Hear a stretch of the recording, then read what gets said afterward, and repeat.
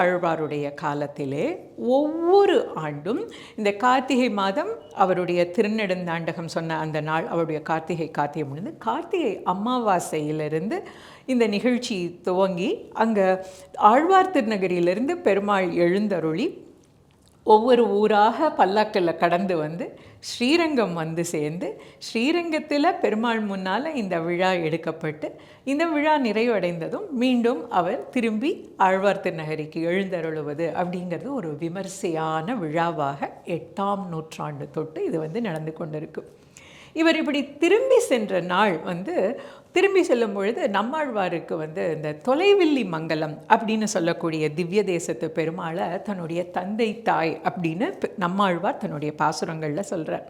அவருக்கு ரொம்ப ஒரு நெருக்கமான ஒரு பெருமாளாக தொலைவில்லி மங்கலத்து பெருமாளை சொல்கிறார்.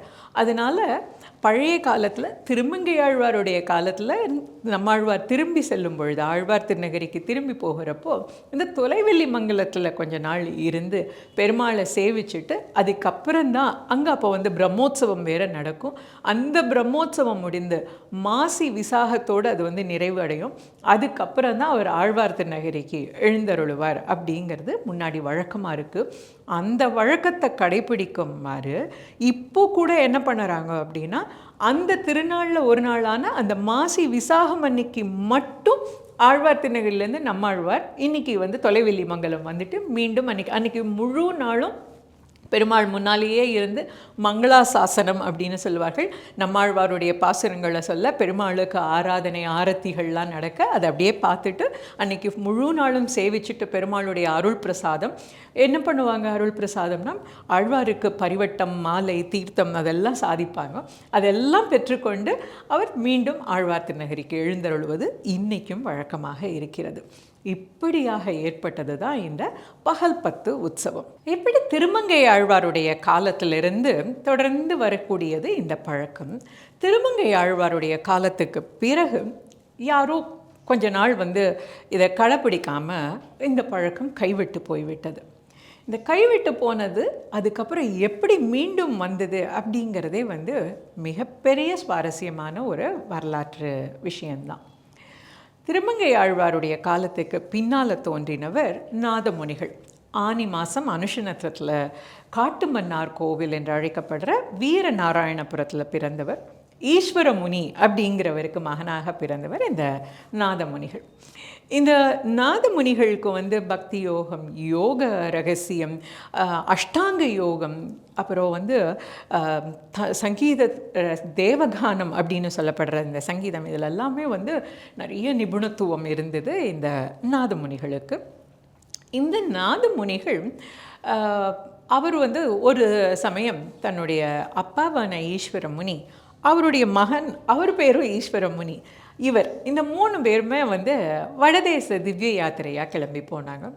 வடதேச திவ்ய யாத்திரையாக போய் வடமதுரை அப்படின்னு அழைக்கப்படுற மதுரா, அப்படி அங்கிருந்து விருந்தாவனம், எங்கெல்லாம் கண்ணன் விளையாடினானோ, எங்கெல்லாம் கண்ணன் பேசிகிட்டு இருந்தானோ, எங்கெல்லாம் அவனுடைய காலடி மண் பட்டுதோ அந்த மாதிரி திவ்ய தேசங்களுக்கெல்லாம் போய் இப்படி ஒவ்வொரு ஊராக போய் அங்கே உள்ள பெருமாளை சேவிச்சு அதெல்லாம் அனுபவித்து ரொம்ப மகிழ்ச்சியோக அவள் வந்து ஒவ்வொரு அனுபவமாக அவர் அனுபவிச்சுட்டு காலத்தில் யமுனை கரைக்கு வரார்.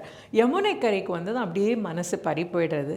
இந்த யமுனையில் தானே கண்ணன் விளையாடினான், இங்கே தானே காளிங்க நர்த்தனம் நடந்தது, இங்கே தானே மாடு மேய்த்தான், இங்கே தானே புல்லாங்குழல் வாசித்தான், இந்த மரத்துலேருந்து தானே அவன் வந்து யமுனை ஆற்றுக்குள்ளே குதிச்சிருப்பான் அப்படிங்கிற ஒரு அனுபவம் ஏற்பட்டதுனால அவர் அங்கேயே தங்கி யமுனை துறைவன் அதாவது கண்ணனை அங்கேயே வந்து கொஞ்ச நாள் இருந்து வணங்கலாம்னு ஆரம்பித்தார். அப்படி நாட்கள் போயிட்டே இருந்தது. இப்படி நாட்கள் போயிட்டே இருக்கும்போது ஒரு நாள் பெருமாள் வந்து, நீ மீண்டும் இங்கே வா, காட்டுமன்னார் கோவிலுக்கு வா, எனக்கு நீ இங்கே வந்து சேவை சாதி அப்படின்னு பெருமாள் அவரை அழைக்கிறார். இந்த அழைப்பை கேட்டதும் அவர் அப்பா மகன் தான் அங்கே 3 பேரும் அங்கிருந்து அப்படியே மீண்டும் சில திவ்ய தேசங்கள் வாராணசி வழியாக அப்படி வந்து அங்கே உள்ள திவ்ய தேசங்கள்லாம் சேவித்து இங்கேயும் பல்லவ நாட்டு திவ்ய தேசங்கள் இதெல்லாம் சேவித்து கொண்டு மீண்டும் அவர்கள் வந்து காட்டுமன்னார் கோவிலுக்கு வந்து விடுகிறார். காட்டுமன்னார் கோவிலில் வந்து அவருக்கு எப்போவுமே அந்த கோவில் திருப்பணி அந்த வேலைகளை எல்லாம் தொடர்ந்து செய்து கொண்டிருக்க இப்படி இவர் கோவில் திருப்பணி செய்துட்டு இருக்கும்போது ஒரு நாளைக்கு மேலை நாடு அப்படின்னு சொல்லக்கூடிய மேல்கோட்டையிலிருந்து ஒரு யாத்ரீகர்கள் குழு வராங்க. இந்த யாத்ரீகர்கள் குழு பொதுவாக வருவார்கள், கோவிலில் சேவிப்பார்கள். அங்கேயே வந்து ஏதாவது பிரசாதம் அமுது பண்ணினா அதையும் வாங்கி அமுது பண்ணிவிட்டு அப்படி போவார்கள். சிலர் பஜனை பாடுவார்கள், சிலர் அவளுக்கே வந்து ஏதாவது கதா காலக்ஷேபம் இருக்கும், அதை பண்ணுவாங்க. இல்லை அந்த கோவிலில் இருக்கக்கூடிய பாரம்பரியம் கதைகளை கேட்பார்கள். இந்த மேல்கோட்டையிலிருந்து வந்த குழு வந்து ஒரு சங்கீத குழு. அவர்கள் ஒரு பாடலை பாடினாங்க. என்ன பாட்டு பாடினாங்க அப்படின்னா, ஆறாவமுதே அடியேன் உடலம் அப்படின்னு ஆரம்பிக்கக்கூடிய ஒரு பாடல். அது 10 பாசுரங்கள் அதிலிருந்து பாடினாங்க. இந்த 10 பாசுரத்தையும் கேட்ட உடனே நாதமுனிகளுக்கு அப்படியே சிலிர்த்து போச்சு. இவ்வளவு அழகான தமிழில் இப்படி ஒரு பாசுரமானு கேட்டுட்டே இருக்காரு. ஒவ்வொரு பாசுரத்துடைய வரியை அவர்கள் திரும்பி பாடும்பொழுதும் அவருக்கு வந்து அப்படியே மனம் லயிச்சு போகிறது. இறுதியாக இந்த பாசுரத்தில் என்ன சொல்கிறாங்கன்னா, குருகூர் சடகோபன் சொன்னால் 1000த்துள் இவை 10 அப்படிங்கிற ஒரு வரி வருது. என்னது, 1000த்துள் இவை 10மா? இந்த 10 பாட்டே இவ்வளவு அமுதமாக இருக்கே, இன்னும் 1000 பாட்டு இருந்தால் அது எவ்வளவு நல்லா இருக்கும் அப்படின்னதும் இந்த குழு பாடி முடித்த உடனே கேட்குறார், ஓ அழகாக பாடினீங்களே, இந்த 10 பாட்டு உங்களுக்கு தெரிஞ்சிருக்கே, இது யார் உங்களுக்கு சொல்லி கொடுத்தா? 1000 பாட்டும் உங்களுக்கு தெரியுமா அப்படின்னு கேட்குறார். வந்தவர்கள், இல்லை எங்களுக்கு தெரியாது, எங்களுடைய ஆச்சாரியன் எங்களுக்கு இந்த 10 பாட்டு தான் சொல்லி கொடுத்தார், இவ்வளவு தான் எங்களுக்கு தெரியும். உங்கள் ஆச்சாரியன் யார் அப்படின்னு கேட்டால், அவர் ஆழ்வார் திருநகரியில் இருக்கார், நீங்கள் அவரை போய் கேட்டால் வேணால் தெரியும் அப்படிங்கிறார். யார் இவர் அப்படின்னு கேட்டான்னா, மதுரகவி ஆழ்வாருடைய வம்சாவளியை சார்ந்தவர். மதுரகவி ஆழ்வார் யார்? நம்மாழ்வாருடைய சிஷ்யன். நீங்கள் அவரை போய் கேட்டால் கிடைக்கலான்னு. இப்போ இந்த காலகட்டத்தை தான் நம்ம பார்க்கணும். திருமங்கையாழ்வாருக்கும் நாதமணிக்கும் இடையிலான இந்த காலகட்டத்தில் இந்த 4000 திவ்ய பிரபந்தம் கிட்டத்தட்ட வழக்கொழிந்து போயிடுத்து. அங்கங்கே யார் யாரோ சொல்கிறார்கள், அவ்வளவுதானே தவிர நித்தியமாக பாடமாக எல்லாருக்கும் தெரிந்த ஒரு பிரபந்தமாக ஒரு நூலாக இது இல்லை. அப்போ நாதமுனிகள் யார் யாருக்கெல்லாமோ கேட்டு பார்க்குறார், ஆனால் அவருக்கு கிடைக்கல. உடனே நாதமுனிகள் என்ன வழி அப்படின்னு யோசிச்சு என்ன பண்ணுறார், நம்ம ஆழ்வார் திருநகரிக்கு போனால் தான் இந்த நூல் நமக்கு முழுசாக கிடைக்கும் அப்படின்னு காட்டுமன்னார் கோவிலிருந்து ஆழ்வார் திருநகரிக்கு வருகிறார். ஆழ்வார் திருநகரிக்கு வந்த நாதமுனிகள் பராங்குசதாசர் அப்படிங்கிற மதுரகவி ஆழ்வார் வம்சாவளியில் வந்தவரை சந்தித்து தனக்கு இந்த 1000 பாசுரங்களையும் கற்றுத்தரணும்னு கேட்குறார். பராங்குசதாசர் சொல்கிறார், இல்லை எனக்கு அவையெல்லாம் பாடம் இல்லை. அதாவது மதுரகவி ஆழ்வார் வம்சத்திலே வந்தவர். மதுரகவி ஆழ்வார் தான் நம்மாழ்வாருடைய பாசுரங்களை எல்லாம் பட்டோலை கொண்டவர். பட்டோலை கொள்ளுதல் அப்படின்னா என்ன அப்படின்னா, நம்மாழ்வார் சொல்ல சொல்ல அதை ஓலையில் எழுதி அதை பத்திரப்படுத்துறது, அதை நூல் வடிவமாக்குறது. இதை பண்ணினவர் மதுரகவி ஆழ்வார். ஆனால் சில நூற்றாண்டுகளில் அது யார்கிட்ட இருக்குது என்ன இருக்குன்னே தெரியலை. செவி வழியாக கேட்கப்பட்ட சில பாசுரங்கள் மட்டுமே எல்லாருக்கும் தெரியாது. அப்போ எனக்கு இந்த 1000 பாசுரங்கள் கிடைக்க நான் என்ன பண்ணலாம் அப்படின்னு நாதமுனிகள் கேட்கிறார். நாதமுனிகள் கேட்டதுக்கு பராங்குசதாசர் சொல்கிறார், நம்மாழ்வார் வரசித்தியானவர், எளிதாக அருளக்கூடியவர், அவர் ரொம்ப இறங்கி வந்துடுவார். நீங்கள் செய்ய வேண்டியதெல்லாம் ஒன்று தான், மதுரகவி ஆழ்வார் அருள பண்ணின கண்ணினொன் சிறுத்தாம்பினால் அப்படிங்கிற அந்த பாசுரத்தை 12,000 முறை சொன்னால் உங்களுக்கு சித்தி கிடைக்கும், வரசித்தி கிடைக்கும், அருள் கிடைக்கும் அப்படின்னு சொல்கிறார். இந்த கண்ணினம் சிறுத்தாம்பு அப்படிங்கிறது மதுரகவி ஆழ்வார் தன்னுடைய ஆச்சாரியனான நம்மாழ்வார் மேலே பண்ணினது. அவர் எப்படிப்பட்ட பக்தி ஆச்சாரியன் மேலே அப்படின்னா, நம்மாழ்வார் கூட உருகி உருகி பாடுறார் பெருமாள் கிட்ட, எம்பெருமான் கிட்ட, எனக்கு நீ என்னை ஏற்றுக்கணும் அப்படின்னு. ஆனால் இந்த மதுரகவி ஆழ்வார் ரொம்ப அழகாக சொல்கிறார், நாவினால் நவிற்றி இன்பம் எய்தினேன் மேவினேன் அவன் மெய்க்கழற் கண்மையே தேவும் மற்றும் அறியேன் திருக்குறூர். எனக்கு எந்த தெய்வமும் தெரியாது, யார் தெரியும், எனக்கு சடகோபன் மட்டுமே தெரியும், அவனை தவிர வேறு எதுவும் எனக்கு தெரியாது. அவன் பாடல்களை நான் நாவினால் ஏற்றினேன், அவனையே நான் நினைத்தேன் அப்படின்னு. நான் எப்பொழுது என் ஆச்சாரியனை நினைத்தேனோ என் ஆச்சாரியன் எனக்கு பரமபதத்தை தருவான் அப்படிங்கிற ஒரு விதமான சுப்ரீம் பக்தி, சுப்ரீம் சரண்டர் மதுரகவி ஆழ்வாரோடது. அந்த மதுரகவி ஆழ்வாருடைய கண்ணினின் சிறுத்தாம்ப 12,000 முறை நம்முடைய நாதமுனிகள் சொல்கிறார். இந்த நாதமுனிகள் ஏற்கனவே நமக்கு தெரிஞ்சின்ற ஒரு விஷயம், அஷ்டாங்க யோகம் எல்லாம் சித்தி பெற்றவர். அதனால் அவருக்கு இது ரொம்ப எளிதாக அமைஞ்சுது.